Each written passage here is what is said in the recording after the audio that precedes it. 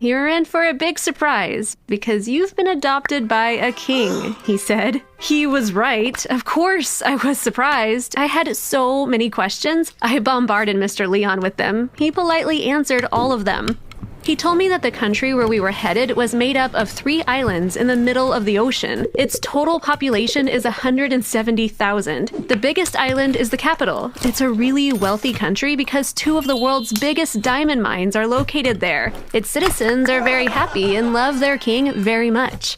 When we were landing, Mr. Leon showed me the palace that was built on the highest point of the island. It looked straight out of a fairy tale. I was in a dream. "Why did the king adopt me?" I asked. "You'll find out soon," he said.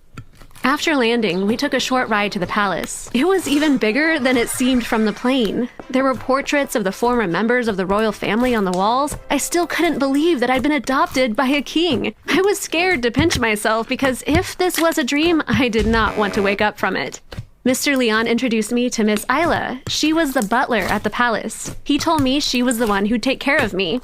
She was a warm and friendly lady. First, she took me to the dining hall. "Would you like to eat something before you head to your room? Every day, we prepare 99 dishes for the buffet. What would you like?"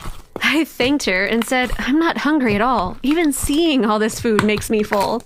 Miss Isla then took me to my quarters. I was staring around, mesmerized. My room was magnificent. 3 other people walked in. Miss Isla said, "The royal tailors will take your measurements. They'll make you dresses you can wear every day or on special occasions. They're thinking about 100 everyday dresses and 100 gowns to begin with. Will that be enough for you?" "Please don't get me wrong, but isn't that a little too much?"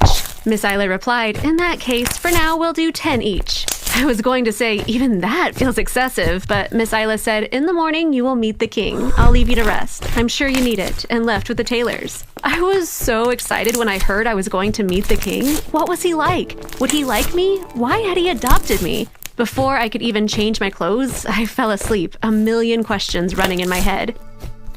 I woke up to a strange sound. It was coming from my window.